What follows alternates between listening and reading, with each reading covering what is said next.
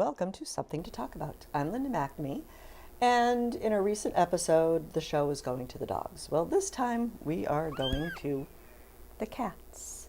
So yes, it is Adopt a Pet Month, and we are going to talk about pets. Before you meet my wonderful human guests for this evening, I would like to invite you, if you have a question for them when you meet them, you're more than welcome to give us a call at 781-270-9199. If you'd like to email me, you can always email me at talk@bcattv.org. Love to get emails. If you have a suggestion for a future topic, that would be awesome too. Now would like to thank the crew for this evening, Chris Flaherty, who is one of the staff members here, making sure that everything always runs smoothly. Thank you, Chris. Colleen Moore, Liz Gillespie, and Jolie Atwood have also given up their Wednesday evening to come. They didn't know there were cats either here, so surprise! And last but definitely not least, I want to thank my husband, Paul, for staying home for Daddy Date Night. And I promise I will try really hard not to bring these kittens home with me, but it's going to be tough. So, business aside, I would like to welcome my wonderful guests for this evening, Crystal Arnott, who is, I forget your title. The Communications and Fundraising Manager. Okay, thank you. That's on the website. And Marie Baillargeon. Baillargeon. Sorry. And you're a volunteer coordinator? I'm the volunteer coordinator. Excellent. Well, thank you guys for coming, and thank you for bringing some furry companions. Thanks for having us. So, before we really get into the show, can you tell me a little bit about yourselves, where you grew up, how you came to this area, and what made you decide to want to work with animals? Absolutely. And not take them all home with you. Well, my husband prevents me from taking them all home to start with. But I grew up in Lawrence, and I went to an agricultural high school, but studied plant science. Don't know how I ended up with animals. But I worked as a landscaper for many years, and then a librarian for a bit. Wow. And then got involved with the Lowell Dog Park, Lowell Unleashed. Oh, and, okay. Once we got that up and running, I was really having fun raising money for that, and decided to find a local organization to get involved with. There weren't any fundraising positions open, so I started as a animal care and adoption counselor at the shelter, and finally just made my way and worked my way up. Excellent. So we will give Marie a chance, and then we're going to go back to Crystal, and I want to find out more about your upcoming event. Sure. So I grew up in Lowell, born and raised, and I have been around animals basically my whole life. My parents had a lot of pets when I was growing up, so it was just kind of natural for me. When I was old enough to work, I got a job at a local pet store for a while. Excellent.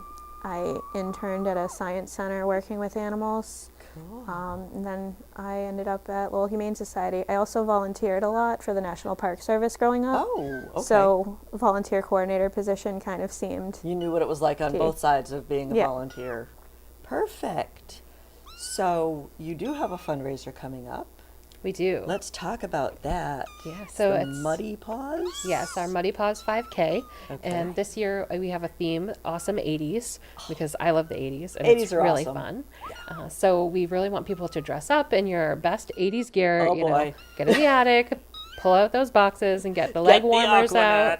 Yes. And come out, do your hair real big. We're going to have prizes for best costume. You can bring your dog, and we'll have a prize for best dog costume, best human costume, and best big 80s hair. We'll also have a prize. Biggest hair. Yeah. So it's our fundraising walk. So it's a fun. 5-mile walk or run. You can also do the 1-mile lazy dog route if your dog can't quite make it, or you want to say your dog can't quite make it. And it's going to be a fun day. There's vendors, music. We'll have food there, and lots of fun for everybody. Now, where is it? It'll be at the Lowell Elks Lodge in Lowell. Okay. At Old Ferry Road, and it's a 5K route up Varnum Ave and back down Pawtucket Boulevard along the river. So it's a really pretty What's route. the date again? June 1st. June 1st. at Okay, I'm sorry. I keep 8:30 getting distracted by the kittens. No problem. And it is on your website. It is, yep, on our website. And you can also check out the Facebook event on the Lowell Humane Society Facebook page. Perfect.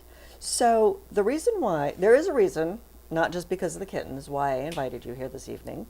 It is Pet Month. Now, shouldn't every month be Pet Month?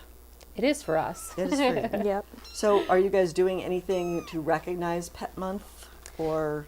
We're not doing any like big events, but we are encouraging people to share their photos with us on social media, especially if they've adopted their pet from us or from anybody. Okay. Now, a lot of news lately and a lot of headlines have been, adopt, don't shop. What do you guys think about that? And why? I think we really want to encourage people, no matter where you get your pet from, to just research beforehand. So if you do choose to go to a breeder, find out where the pets are coming from. Talk to the breeder, find out more information about the parents, and make sure that they're healthy animals and that they're responsible breeders that know what they're doing. Exactly. Some breeders, unfortunately, will breed only for looks and not worry about the health, Ooh, which yeah. can be a big problem.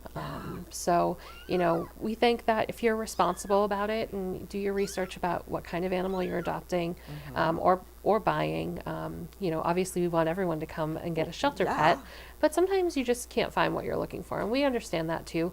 Where there is a resource, if you have questions, about how to find your pet responsibly, we can help with that too.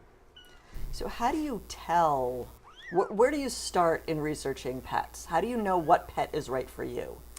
We recommend visiting the shelter. You Okay. can meet the pets and spend time with them. You can take a dog for a walk. You can spend some time with cats, rabbits, small animals like guinea pigs and hamsters. And you can talk to our staff. Do you guys have birds? We do. Yeah, right now we have 4 parakeets. Wow. Yeah. 'Cause I heard birds are kind of loud. Yeah, it depends on the type of bird you get. Absolutely, they can be. Now, do you offer like any outreach or classes on saying, okay, if you live in a small apartment, adopting a Doberman is probably not right for you? I mean, do you have like a checklist or something that people can? We don't have anything like that. Okay. When people come in to adopt, we usually have a good conversation about what they're looking for and what their lifestyle is like, Oh, and try okay. to point them in the right direction for the pet that would be a match for them. Excellent. So you guys do have like advice. Yes, absolutely. So how do you tell when someone comes in and says, I want to adopt a pet? How do you know that they're a forever home? I'll take that one. So again, and it really comes down to having a conversation with them Okay. and kind of seeing what they're looking for. If they're telling Okay. us like they're not going to be in that particular home, they're going to be moving or something like that. Okay. Wait until you finish Yeah. moving. And Yeah. okay. Yeah. We really have a conversation with people rather than just saying, yes, you can do this or no, you can't do this based on just their paper application. Oh, okay. We want to learn more about them. And, the honest answer is we don't always know that they will be the forever okay. home. But we do require, if for some reason down the line you can no longer keep a pet adopted from us, that you contact us. We will always okay. take them back. And sometimes Does that people will happen a call. lot? Not a lot. It happens occasionally. Okay. But, we want people to know we're a resource there for them, whether they adopted their pet from us or not. So if you're having issues with your pet and you think that you might have to surrender, give us a Okay. call. Sometimes we can refer you and give you ideas on things that you can do to solve the problem that you may be having Okay. and be able to keep your pet. You are very vocal. Yes, you are. They're a chatty bunch. They are a chatty bunch. So, how do you socialize the animals? Like, I've noticed sometimes going to shelters, it's like good with kids, good with other cats, good with dogs, not good with dogs. How do you figure that out? A lot of it is based on their background profile that we get from the prior owner. Oh, okay. So if it is a surrender from an owner, we have Okay. a full list of questions that we ask so that we can best place the animal in the most appropriate home. If it's a stray animal that someone found and brought into us, it's a little bit harder, and we have Okay. to do, spend a lot of time with the pet. We obviously don't have kids just hanging out in the back room that we can introduce them to. So Oh, my kids would love that job. so we have to, kind of take a look at their behavior, and we sit back and see how they interact with us and how that could translate into interacting with a child. Sometimes we'll have written down just unknown or not sure because we don't know for sure one way or the other. Now, do you have to like train and if somebody surrenders, I'm just stream of consciousness, but somebody surrenders an animal. I know like some breeds of dogs have a very negative connotation. And a lot of that has to do with the owners. Do you ever find yourself having to retrain animals to make them more adoptable? Yeah, I think the biggest thing that we see is not necessarily animals that were trained to be aggressive, but more often they weren't trained at all. So they have just bad manners that need to be worked on. So we have a great volunteer team. All of our dog walkers are trained to work with the dogs, and we have varying levels of dog walking volunteers as well. So our more experienced volunteers are definitely trained to work with those dogs who might be jumpy and mouthy, regardless of their breed, to help make them more adoptable and ready to go into their new home and be problem free.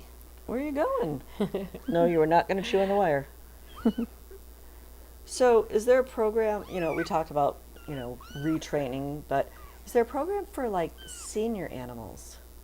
Like, we don't have a specific program for them, but we see a lot of senior animals.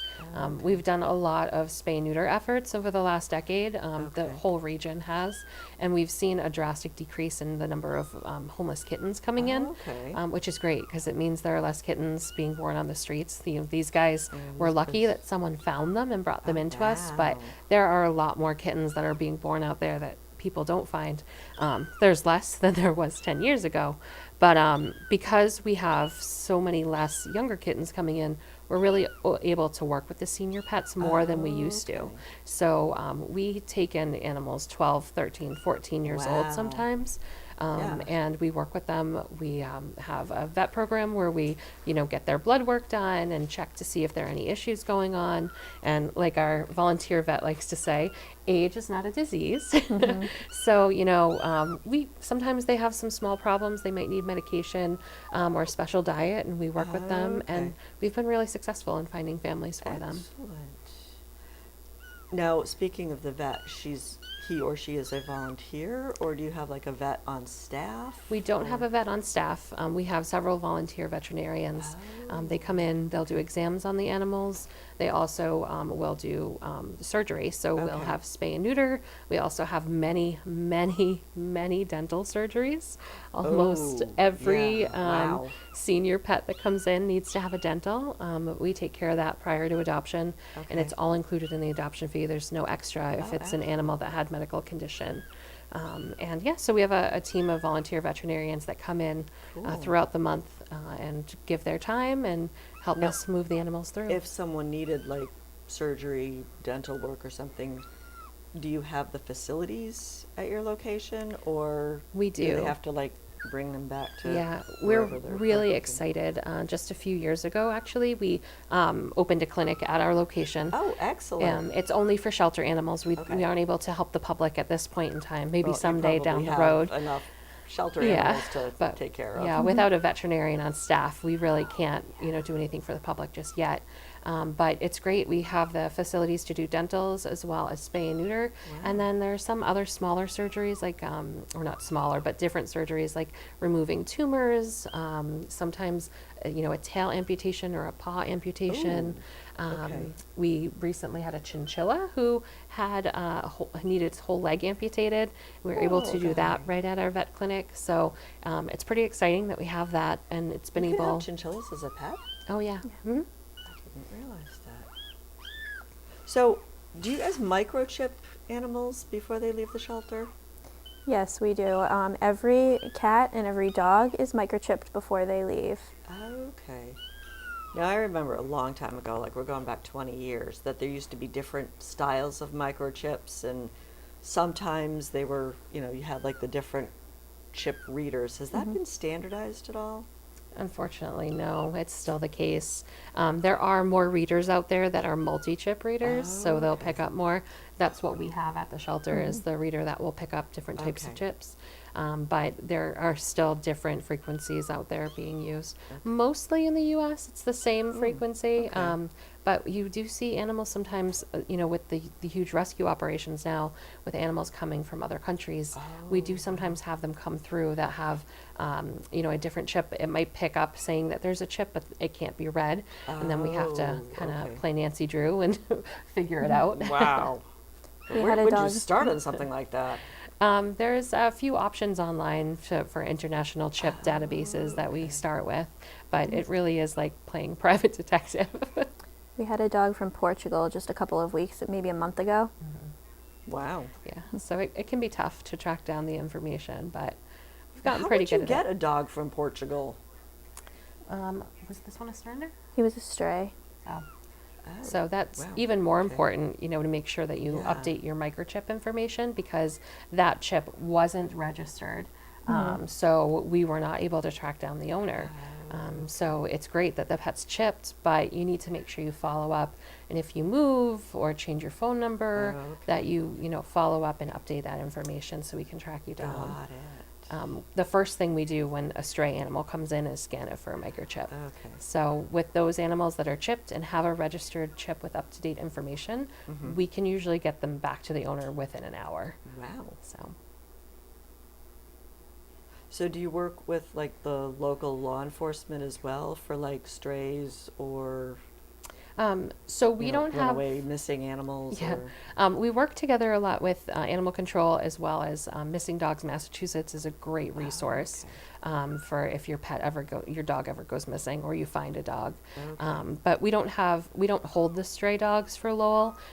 We take them in after their hold period is up. Okay. And then we'll usually get to work on those chips if they still haven't been able to track them down. Okay. But we do, as soon as they get animals in, they let us know so we can check our lost database, so we can try to reunite them quicker. Now, how long's that holding period?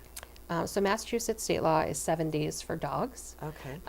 Cats, there is no legal period required for a hold. The Humane Society kind of gave ourselves a 4-day requirement hold. So Okay. they'll come in and we'll scan for a microchip, check our loss reports, and then put on social media and spread the word.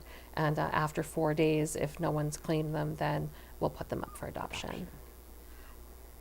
Is there like an average how long an animal would stay in the shelter before getting adopted?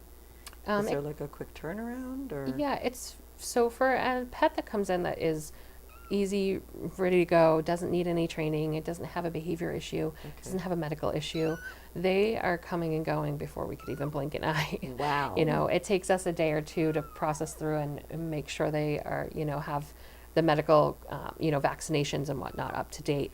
But typically the first day they're on the adoption floor, they'll go home. Wow. And that for cats can be 48 hours after they get to us. Dogs, sometimes it just takes a little bit longer for us because we have a more formal evaluation process. Okay. But same if they're already spayed or neutered and a happy, healthy, ready to go pet, they'll get adopted within days of being Wow. on the adoption floor. So what is the adoption process? I know I asked you for an application, which I brilliantly left on the printer. Oh, no problem. You want to cover that one? Yeah, so our adoption process is pretty straightforward. When you come into the shelter, again, we mentioned we have a conversation. Kind of, what are you looking for? Are you looking to adopt a dog, a cat, small animal? We'll set you up with an animal that, seems like it's a good match. Have you spend some time with them.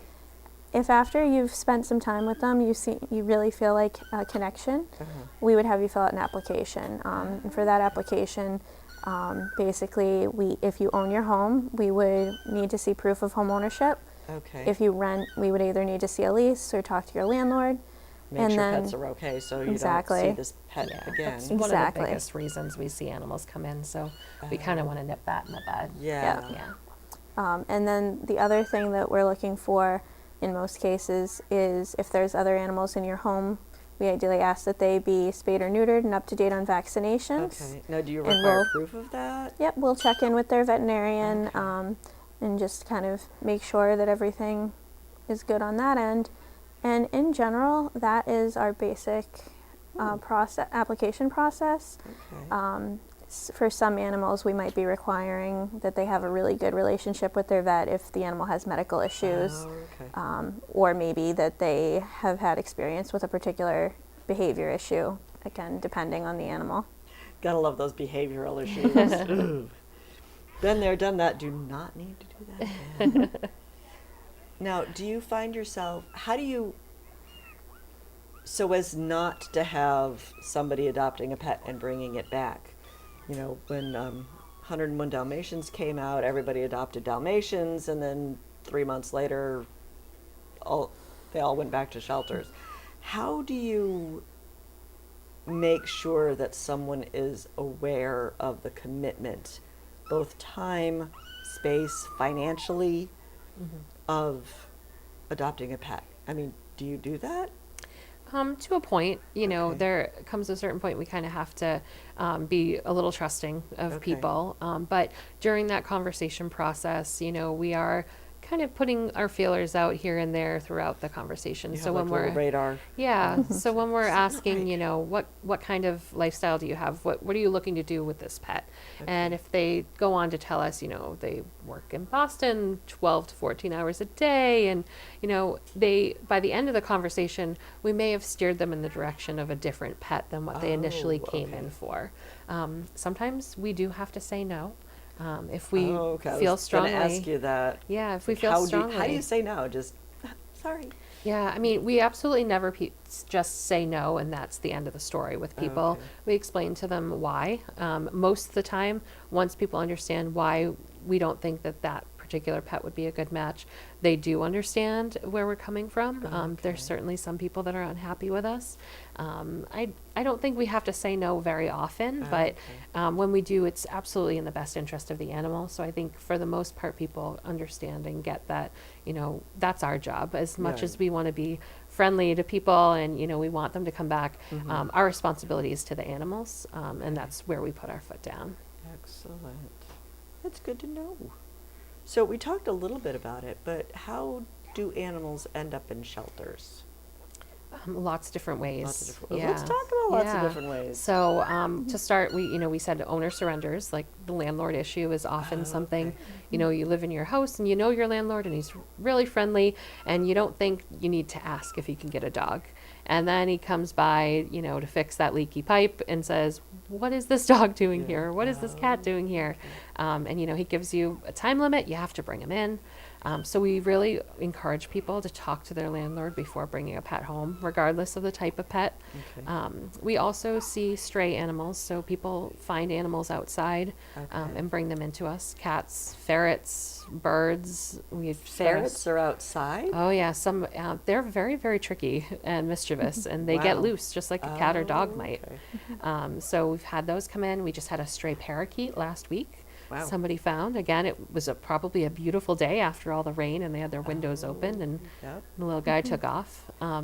We also do work with law enforcement, so occasionally we'll see animals come Okay. in that are seized for that reason. Okay. Like the hoarding situation Mhm. sometimes. Hoarding, and sometimes it's just, you know, it's not a good situation for the animal.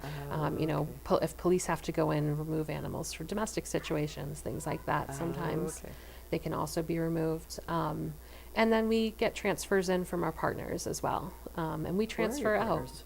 Our partners are pretty much any responsible rescue in the Oh, Northeast. okay. So you do work with Um, other rescues. You don't just focus on Humane Society. We do, yeah, and we have a really great network. And well, you know, if we have a big number of animals, like we recently just had a lot of rabbits, we'll reach okay. out to our partner rescues, Dakin Humane Society out in Springfield, okay. House Rabbit Network right here locally, the MSPCA, Animal Rescue League. We all work very closely together, and we'll help each other out. We recently took some rats from another rescue who had an overwhelming number of pet rats. Rats? Yes, they get adopted very quick. So. Okay. I can't imagine adopting a rat. It just doesn't seem real Oh, I'll have to come back and bring a rat friend for snuggly you to and meet. cuddly. They are so cuddly. Really? And Yep. so smart too. But what about like diseases related to rats or anything, are there? No, you're not going to get the bubonic plague. Okay. You know, they're Because I very think of, clean. the and- rats like on Charlotte's Web, Yeah. digging through the trash and Yeah, everything. And no, you don't have to worry that with a pet. It's like a hamster, or they're caged, so they're kept clean. If you keep their bedding and their cage clean, they'll Okay. be clean animals. And they are super snuggly, and they'll just crawl Really? right up Wow. and snuggle up on your neck. I had no idea. We'll have to have a special date I for think small and so. furries and bring you some new friends to meet. That would be fun. I just want to go home with this one right now. She's a sweetie pie. If you were just a little bit older.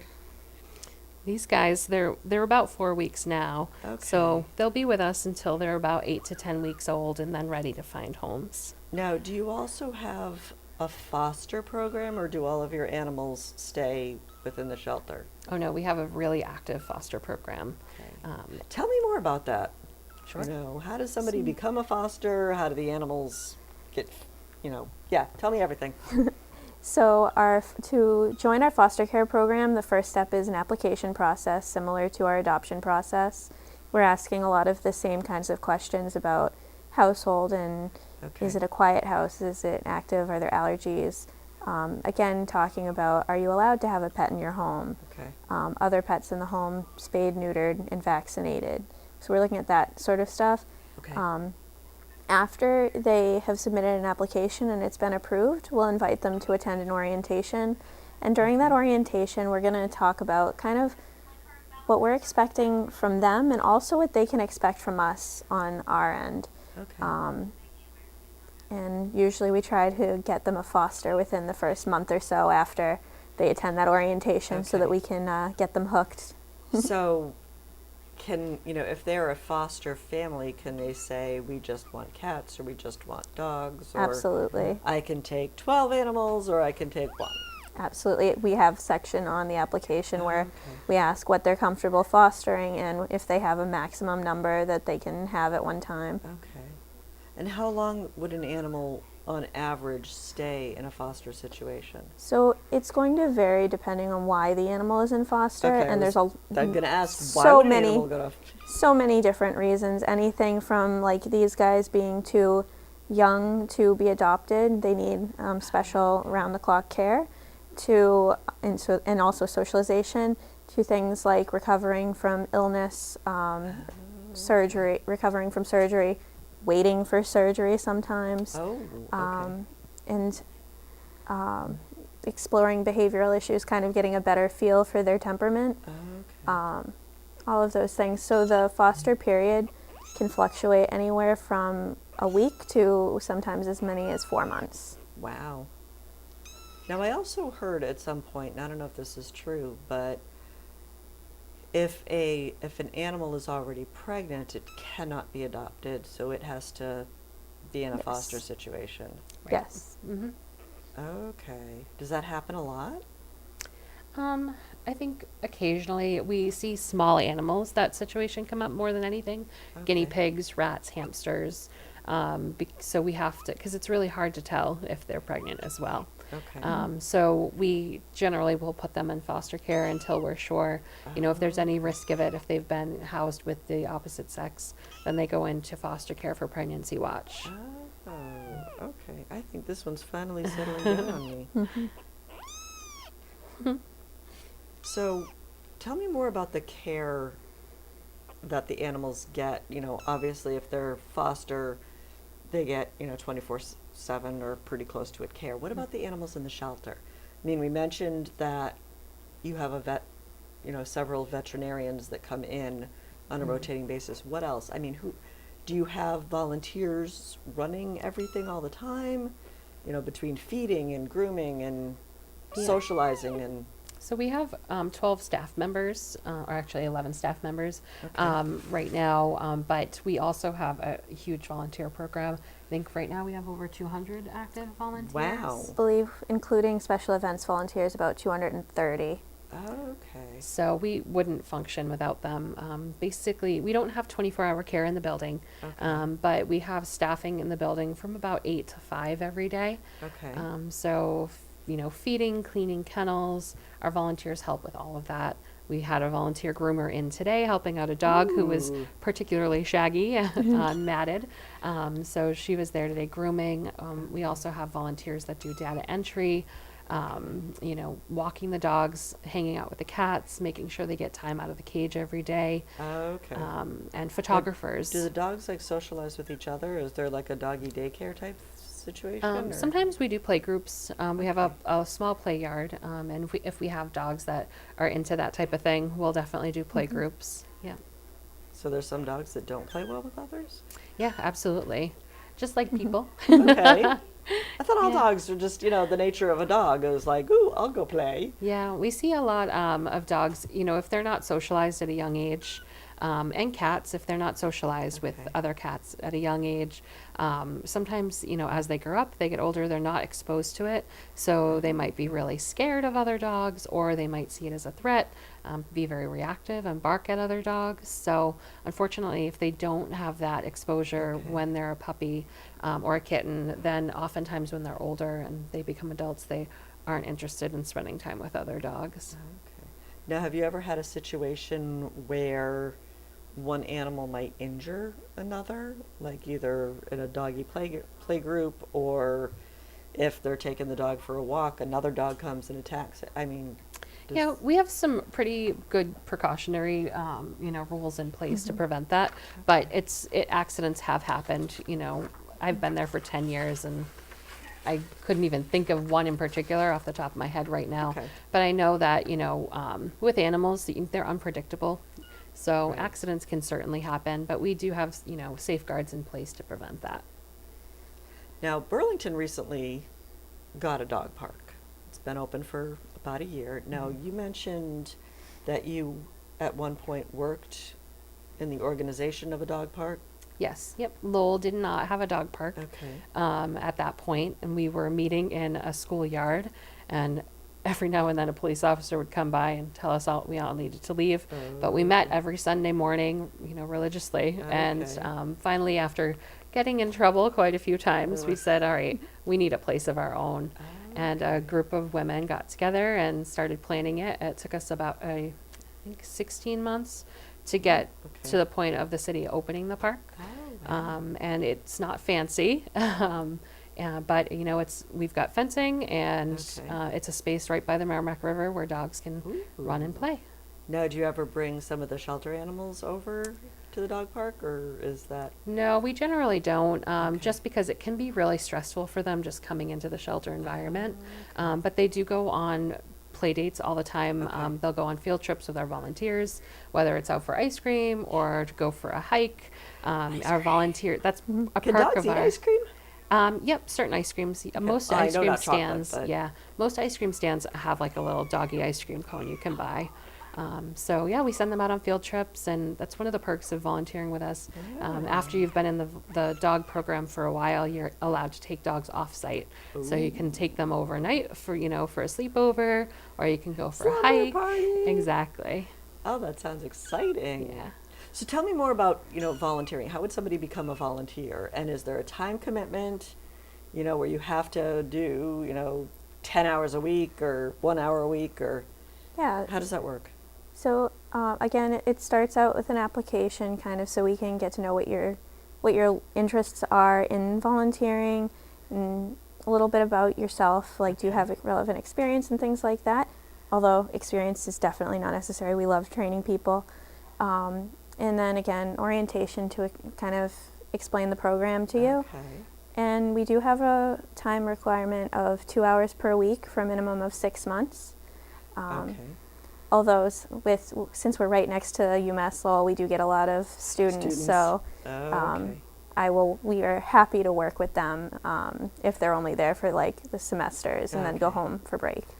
We have a few snowbirds who are, here during the summers, and they go back down to Okay. Florida in the winter, and we're happy to work with them as well. But as long as, while they're but- local, they... Yeah. Yep. We Give can them be their pretty time. flexible to Yes. try and work around people's schedules. Yeah, we also have monthly opportunities. If someone is only available once or twice a month, Okay. they can join our special events team. Ooh, okay. We have tables at like farmers markets in the summer, I was going to ask local what kind pet of... stores, things like that. Okay. Yeah. And for that, you really just have to love talking about pets, whether it's your own or other people's. Okay. That's really the shtick. You want to be able to talk to people and find out what they love about their pets, and help them learn more about our mission and what we do. I could talk about you all day. I think you're finally a... No, I think everyone's finally crashed. Is yours crashed too? Yep. That one looks so just Yeah, he's so out. comfy. So comfy. So who pays for all the care and the... Obviously, you have low-ish staffing because you only have 11 people and you have 200 volunteers, but who pays for the food? Who pays for, like, okay, the veterinarians come in, but somebody's got to pay for the surgeries. Right. Yeah, we're a nonprofit organization, so Okay. we don't receive any state, city, or federal funding. Okay. We exist solely on the generosity of our community.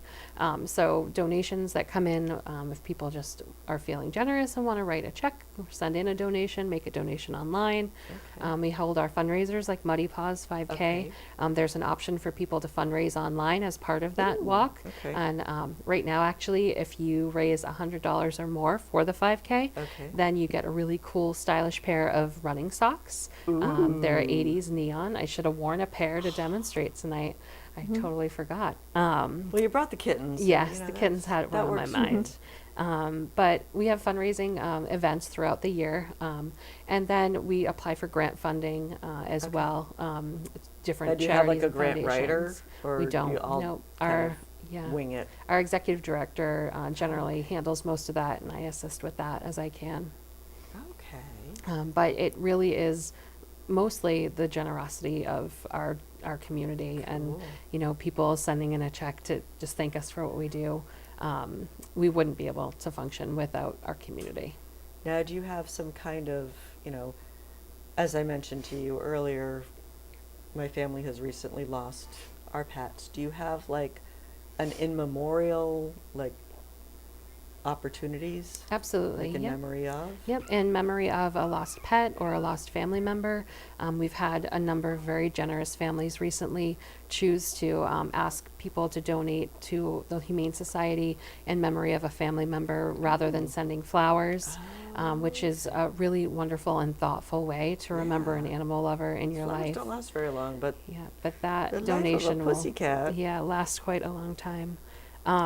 We also have options, for birthdays if you want to do it in honor of someone, that Okay. animal lover. Actually, I who, think that's how I ended up meeting you, is my kids for their birthday party said, don't bring us presents, bring us Oh, very cool. That's animal. Awesome. We've had a really great run of kids doing that, and I just think it's amazing because I don't think at 8 or 9 years old I had the wherewithal to say, like, oh, no gifts, please. No, I want my gift. I Yeah. want my stuff. Exactly. No gifts. Please bring cat food. But we've had some amazing kids come in and bring donations instead of getting gifts for their birthdays. And that's an option as an adult if you want to do too. A lot of people will go out and have a drink for their birthday, but you can do a Facebook fundraiser right on our page and say, hey, instead of buying me a drink this weekend, make a donation to the Humane Society. That's pretty cool. And all of those things put together really make it possible for us to function and keep paying for the surgeries and the medications. We have a number of animals every day that are on medications, and that can get expensive. We have great relationships with, and we have a nonprofit discount at some of the providers that sell the medications, but it's still expensive. Oh, yeah. Yeah. How do you keep track? I mean, our cats were on medication, and it's like, okay, time for your pill, time for this pill, time for the... Yeah. Do they have, like, little charts or something? Yeah, that- we've got a good old-fashioned binder with 11 people on staff, wow. and coming and going different shifts. It's really important. We have to keep track in a very straightforward, easy way. Yeah. So we have a binder, and each animal has a sheet and lists out their medications, what time of day they should get it, and then we check it off when it's done, initial it, so that if anybody has notes about whether or not it was done, we can circle back. And it works really great for us to Okay. make sure everybody's getting what they So need. you probably need a lot of pill pockets, too. Yes. We tend to use a lot of hot dogs. Hot dogs and string Oh, cheese for that. Okay. For cats too, or just for dogs? No, just for dogs. The cats are a little bit more difficult. Yeah. Yeah, I was about to say, I don't know if my cats We're all would have ever done professionals, that. but it still can be a little hard sometimes. So, we talked about financial donations. What other kinds of things do you need? Obviously, dog food and cat food, but are there specific brands? What, do you need office supplies? I mean, is there like a wish list online? Absolutely. Yep. We have an Amazon wish list, and then we have just a general wish list on our Okay. website as well. The Amazon wish list is updated more often with these things that might be one-offs. If we have an Okay. animal that will only eat a certain type of food, or Okay. we need a very specific litter for a certain cat, we'll pop that on the wish list, and people follow that and get updates about it. Okay. We, as far as pet food brands, will really take anything because we have a pet food pantry. And Oh, so if okay. families are facing the potential of surrendering their pet only because they need assistance feeding them, we will okay. do that to keep the pet in the home. Oh, Because it's okay. better for the animal if they Oh, don't yeah. have to leave their family. And Yeah. really, if the family's going through that, whatever they're going through Mm-hmm. to be faced with that decision, we want to do what we can to take that stress off of them and Oh, help okay. that family stay together with their pet. But we also feel we go through a lot of cleaning supplies, so paper towels, cat Yeah, litter. we discovered Yeah. that earlier tonight. Lots of accidents at the shelter, so bleach for our laundry, so we can sanitize that in okay. between animals. But yeah, there's a full wish list. Dog toys, cat toys are always in demand as well. Okay. That sounds fun. Oh, and paper. I should Paper. say copy paper. Copy paper. Oh, for Every the binders animal. And, Yeah, every okay. animal that goes home, there's an adoption contract, and then we Okay. also print out the pet's medical history, and if they're on medications, they'll get information about that treatment. So copy paper is very important to make sure we can send these animals home. Yeah, you need a forever home, don't you? I think you found one. So are there obviously we have kittens right now. What is kitten season? It seems to vary year to year, but sometimes it seems a little longer, sometimes it seems like it starts earlier. This year it started pretty late for us. It's generally the spring and into the summer that we see kittens more often in the shelter. Now, are there other seasons where there, rush times where where the shelter's like bursting at the seams with animals, and other times where your volunteers are like, well, I'm going home already? It tends to be the same season, spring, summer, Okay. sometimes into the fall. Winter tends to be our quieter time. That's when we make those volunteers work a little longer. Not longer, but they'll do things like, really deep cleaning the building and okay. moving the cages out and organizing parts of the shelter that maybe got a little messy or overcrowded in storage areas and things like that during the busier months. We always find something for them to do. We'll find something if we try There's real hard, huh? Never nothing to do in a shelter. Yeah. So on your website, you had something called the League of Heroes. Yes. What is the League of Heroes? That is our monthly giving program. So we recognize that not everyone is able to just write a check for $100 or $250. So we have a really easy way. You can just sign on and make a monthly gift of any small denomination that you'd like, and it adds up over the year. So if you give up just a cup of coffee once a week, that can add up to $100 to $200 at the Wow. end of the year. So we ask for people to, if they really love animals, they look at their budget and say, can I give $10 a month? Okay. And it makes a huge difference for us, knowing that we have that money there as a cushion for the animals that come in and need emergency medical care. Because as we said, we have a small vet clinic with volunteer vets, Okay. but if a pet comes through the doors and they need care right then and there won't Okay. necessarily be a vet at that moment. And we use the local emergency centers Okay. as well. And they're kind to us and give us a discount as a nonprofit, but it's still quite expensive. Oh, yeah. So We learned that. yeah, so the League of Heroes are just that. They're our heroes, making it possible for us to get that emergency care that's needed. Excellent. Now, what about green dog walking? I hope you're not talking about green dogs. No, we don't spray paint our dogs. St. Patty's dogs. So green dogs are our beginner level dogs for new walkers coming into the shelter. It's Okay. kind of a way for them to get used to working with dogs in a shelter environment Okay. and like kind of learning how to work around lots of other animals being there and the Okay. potential stressors that they could be dealing with at the shelter. Okay. Because when I read green, I'm like, well, no, Yeah. I knew you weren't talking about the color green, but I wasn't sure if it was like Exactly environmentally what. friendly practices or. So it's for new volunteers to get to understand handling. Yep, it's the Okay. first step into our dog walking program. Oh. Yeah. So like okay. we talked about having some behavior issues that come through the Okay. doors, our brand new volunteers wouldn't necessarily be working with those dogs. Okay. Because our goal is to make sure they're getting consistent training and Okay. care. And so they need volunteers who have been there for a bit and really understand the training protocol we have in place Okay. to really, nip those behaviors in Now, the do you bud. have like dog trainers that come in and train volunteers at all? Nope, they work with our staff Okay. who have all been there for years. Yeah. So, what are some of the other? We talked about Muddy Paws. Let's talk about Muddy Paws again because we only have about 10 minutes left, and I want to make sure that everybody knows about Muddy Paws. Mhm. It's so much fun. It's just usually a beautiful day, Okay. and there's dogs with their people, and everyone's really happy and excited to be there to be helping animals. We have a fantastic DJ who will be spinning some fine 80s tunes, I'm sure. I'm really excited about that. I think that's my favorite genre of music personally. I think so. So you can come out and enjoy some Cyndi Lauper with us while you raise money for homeless pets. We have pet vendors there that sell Okay. all sorts of things, from T-shirts for your dog, T-shirts for you, and doggy jewelry, dog bandanas. Wow. There'll be Now, there's stuff that dogs do that cats just would not tolerate, like a yeah. bandana or Oh jewelry. yeah, Or. absolutely. Yeah, you can get all sorts of little outfits. So, in order to participate, is there like a minimum fundraising that you have to do? Like you have to contribute at least $100 or?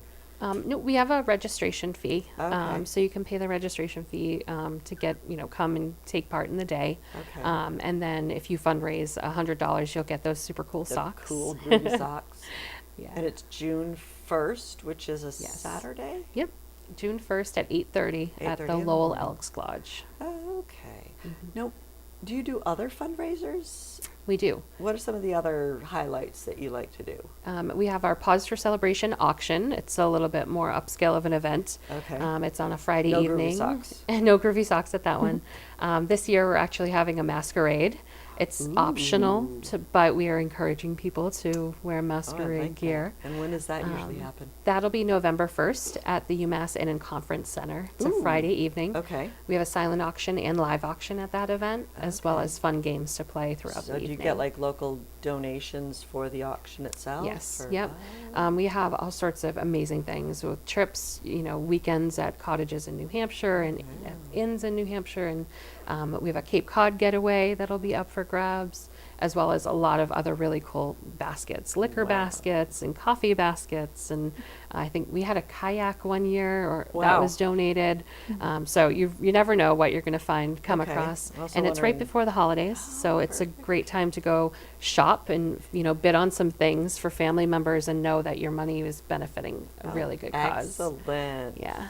And then we also have our Santa Photo Days in December and our Ooh. spaghetti dinner in February every year. I love it.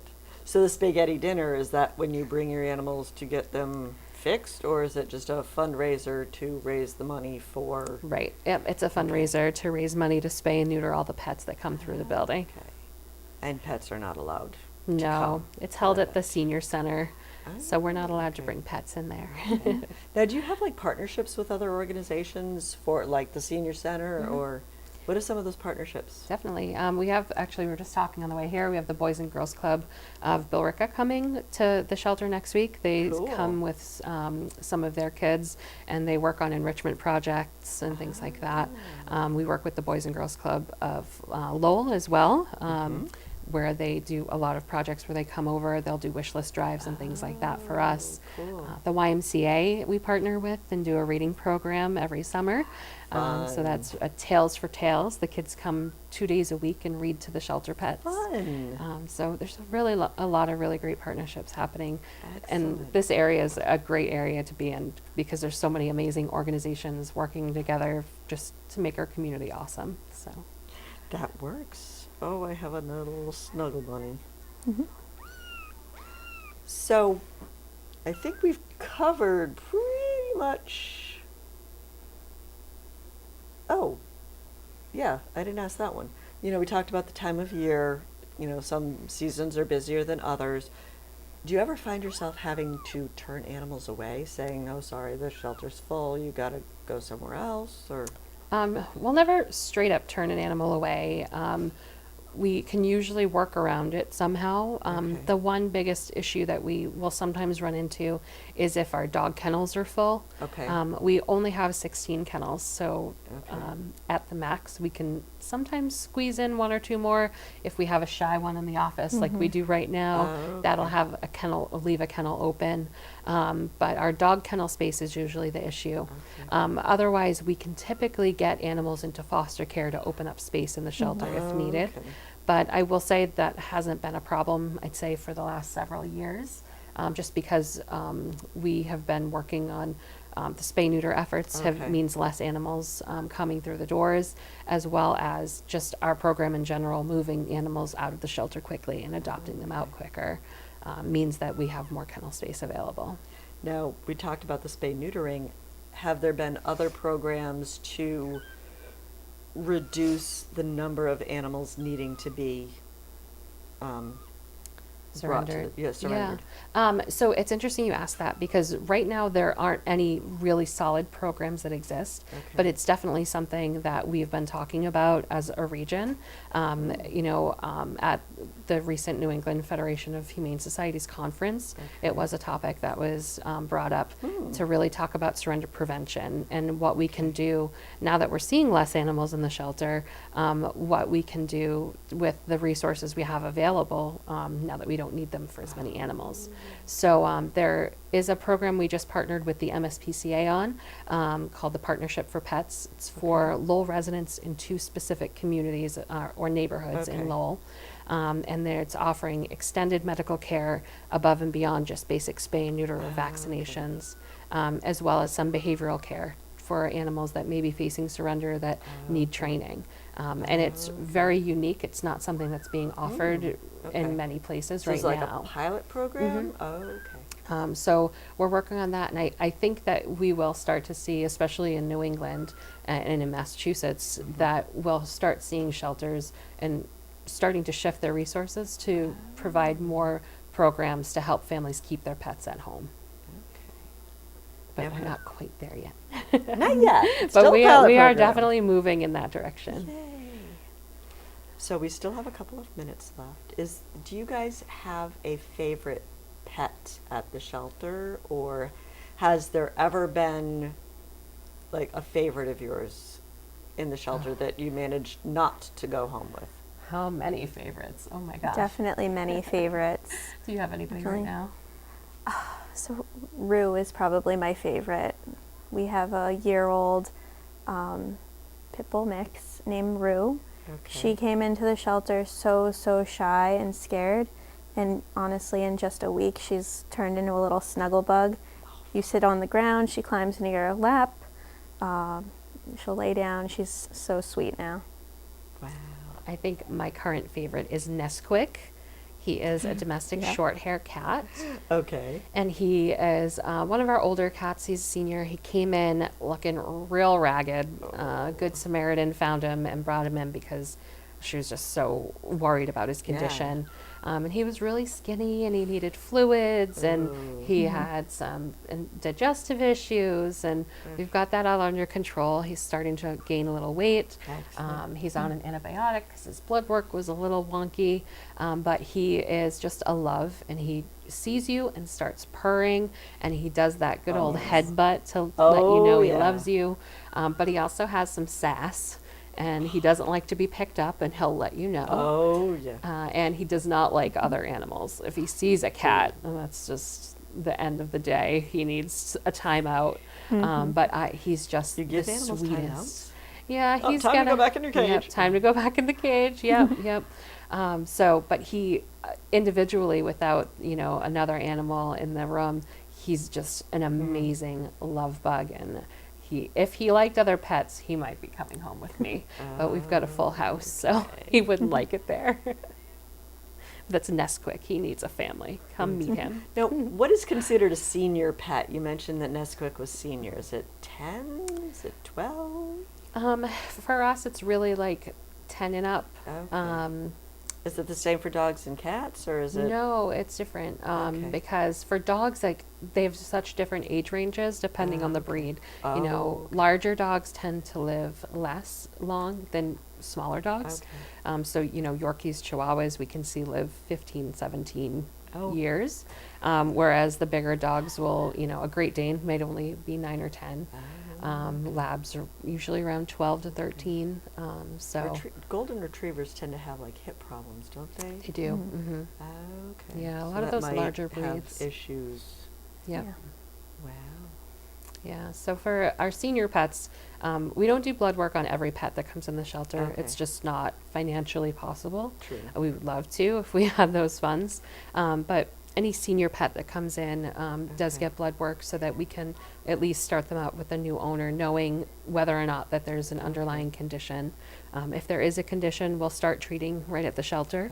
But like okay. Marie was saying earlier, for those pets that do have an underlying medical condition, we have a little bit more of a strict requirement where we do a little bit deeper of a vet check and make sure that you have a really good relationship to continue that treatment. Okay. How do you tell the age of an animal when it's surrendered? Or no, when it's like a stray? When it's a stray, I mean, yeah. obviously, if an owner Yeah, comes in, they can usually tell us. Yeah. It's hard. It's based on body condition, their teeth and their eyes, basically. So between those things, we can usually tell If they're within out on a the few streets, years. their teeth probably wouldn't do as well as. Yeah. Well, it depends on the amount of like plaque buildup, Oh, okay. things like that. There's also, looking at the teeth and how yellow they are versus, Okay. how big they are for smaller, younger cats, obviously, where we can usually Okay. pinpoint the age a little bit better. But comparing the teeth with the eyes can really help Oh, as okay. well. Like cataract buildup or something? Right. or- Yeah. Just like the Oh, cloudiness and how bright the eyes are, how clear they are. Excellent. Well, I do want to thank you guys because we are out of time. So thank you for coming and joining us, and thank you for bringing your little friends. And thank you for having us. And I can't wait to hear all about Muddy Paws because that sounds really exciting on June 1st. So thank you for coming. And I also want to thank everyone at home for tuning in this evening. I hope you found our conversation as exciting and as playful as I have, and hope you learned something as I did. Thank you very much, and I will see you around town. Good night.